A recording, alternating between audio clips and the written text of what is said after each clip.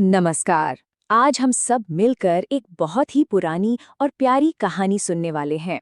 करवा चौथ व्रत की कथा। ये कहानी है वीरावती की। एक ऐसी कहानी जो हमें आस्था, प्यार और मुश्किल से मुश्किल इम्तिहानों के बारे में बहुत कुछ सिखाती है। तो चलिए इस कहानी के पन्नों को एक-एक करके पलटते हैं। इस पूरे कहानी के केंद्र में जानते हैं एक सवाल छिपा है। एक ऐसा व्रत जो इतनी श्रद्धा और भक्ति से रखा गया, वो आखिर अधूरा क्यों रह गया? इसका जवाब हमें मिलेगा वीरावती के सफर में। एक ऐसा सफर जो उतार चढ़ाव और भावनाओं से भरा हुआ है। इससे पहले कि हम वीरावती की दुनिया में पूरी तरह से खो जाएं, ये समझना जरूरी है कि आखिर करवा चौथ का मतलब क्या है। देखिए, ये सिर्फ एक उपवास नहीं है। ये अपनी आस्था और अपने जीवन साथी के लिए जो गहरा प्यार होता है, उसका एक बहुत मजबूत प्रतीक है। तो ये करवा चौथ होता क्या है? असल में ये कार्तिक महीने के कृष्ण पक्ष की चतुर्थी को रखा जाने वाला एक व्रत है। और ये कोई ऐसा वैसा व्रत नहीं है, ये निर्जला होता है। मतलब सूरज उगने से लेकर चांद निकलने तक पानी की एक बूंद भी नहीं। और ये सब क्यों? पति की लंबी उम्र और उनके सौभाग्य की कामना के लिए। व्रत तभी पूरा होता है जब रात को चांद दिख जाए। चलिए अब मिलते हैं हमारी कहानी की हीरोइन से, वीरावती से। शादी के बाद उसका ये पहला करवा चौथ था, और उसे क्या पता था कि यही दिन उसके जीवन की सबसे बड़ी परीक्षाओं में से एक बनने वाला था। वीरावती कोई आम लड़की नहीं थी। वो एक राजा की सबसे छोटी, सबसे लाडली बेटी थी। और अपने 7 भाइयों की तो वो जैसे जान थी, आंखों का तारा। वो जितनी खूबसूरत थी, उतनी ही गुणी भी थी। तो अपने नए जीवन की शुरुआत में उसने पूरे दिल से और पूरी भक्ति के साथ अपना पहला करवा चौथ का व्रत रखा। वीरावती ने पूरी लगन से वो कठिन निर्जला व्रत रखा। लेकिन जैसे जैसे दिन ढलता गया, भूख और प्यास से उसका हाल बेहाल होने लगा। और आखिर में जब वो बेसब्री से चांद के निकलने का इंतजार कर रही थी, वो कमजोरी की वजह से बेहोश होकर गिर पड़ी। और बस यहीं पर कहानी में एक ऐसा मोड़ आता है जहां प्यार और नियम एक दूसरे के आमने सामने आ जाते हैं। अपनी प्यारी बहन को इस हालत में देखकर उसके भाइयों का दिल पसीज गया। उन्होंने जो किया वो बहुत गहरे प्यार में किया, लेकिन उन्हें ये अंदाजा नहीं था कि अनजाने में वो व्रत का एक बहुत बड़ा नियम तोड़ रहे हैं। तो क्या किया भाइयों ने? अपनी बहन को इस तरह तड़पते हुए वो देख नहीं पाए, तो उन्होंने एक तरकीब सोची।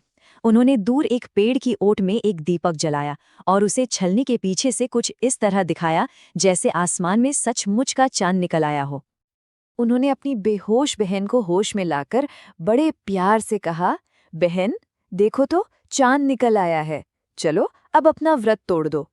उनकी आवाज में इतनी फिक्र थी, इतनी ममता थी कि वीरावती ने उन पर पूरा यकीन कर लिया। वीरावती ने उस दीपक की लौ को ही चांद समझ लिया और अपना व्रत तोड़ दिया। लेकिन जैसे ही उसने पानी का पहला घूंट पिया, एक अनहोनी हो गई। बहुत दूर उसके पति की तबीयत अचानक से इतनी बिगड़ गई कि मानो वो मौत के दरवाजे पे पहुंच गए हों। व्रत भंग हो चुका था। अपने पति की ये हालत देखकर वीरावती का तो दिल ही टूट गया। वो फूट फूट कर रोने लगी, अपनी भूल के लिए माफी मांगने लगी। कहते हैं ना, जब भक्ति सच्ची हो तो मदद जरूर मिलती है। उसी पल स्वयं देवी माँ वहां प्रकट हुई और उन्होंने वीरावती को इस मुश्किल से निकलने का रास्ता दिखाया। देवी माँ ने उसे बड़े प्यार से समझाया, पुत्री, तुम्हारे पति पर यह संकट इसलिए आया है क्योंकि तुमने समय से पहले एक नकली चांद को देखकर अपना व्रत तोड़ दिया। तुम्हारा व्रत अधूरा रह गया है। तो अब इस भूल को सुधारा कैसे जाए? देवी माँ ने वीरावती को एक रास्ता दिखाया। उन्होंने कहा कि उसे पूरे 1 साल तक हर महीने आने वाली चतुर्थी का व्रत पूरी श्रद्धा और सही नियमों के साथ करना होगा। सिर्फ उसकी इस तपस्या और पुण्य से ही उसके पति को दोबारा जीवन मिल सकता था। और अब आता है कहानी का वो हिस्सा जो हमें सिखाता है कि सच्ची लगन और विश्वास में आखिर कितनी ताकत होती है। वीरावती ने अपनी गलती को सुधारने का ठान लिया और देवी माँ के बताए रास्ते पर चल पड़ी। ये उसके अटूट विश्वास और तपस्या की जीत थी। वीरावती ने एक मजबूत इरादे के साथ पूरे 1 साल तक हर महीने वो कठिन व्रत रखा। जब अगला करवा चौथ का दिन आया तो उसने पूरी श्रद्धा और सभी नियमों का पालन करते हुए व्रत को पूरा किया। और जैसे ही उसने असली चांद को देखकर अपना व्रत खोला, एक चमत्कार हुआ। उसके पति को नया जीवन दान मिल गया। तो इस पूरी कहानी से क्या सीख मिलती है? यही कि किसी भी व्रत का फल पाने के लिए सिर्फ सच्ची श्रद्धा ही काफी नहीं है, बल्कि उसके नियमों का ठीक से पालन करना भी उतना ही जरूरी है। असल में श्रद्धा और नियम दोनों का संतुलन ही सबसे ज्यादा मायने रखता है। और यहीं पर ये कहानी हमें एक बहुत ही गहरे सवाल के साथ छोड़ जाती है। सोचिए, वीरावती के भाइयों का प्यार तो सच्चा था, बिल्कुल सच्चा था, लेकिन उन्होंने नियम तोड़ दिया। वीरावती की अपनी श्रद्धा भी 100% सच्ची थी, पर उसे फल तभी मिला जब उसने नियमों का पालन किया। तो सवाल ये उठता है कि सच्ची श्रद्धा क्या नियमों से भी ऊपर है, या क्या नियमों को निभाना ही सच्ची श्रद्धा की असली पहचान है?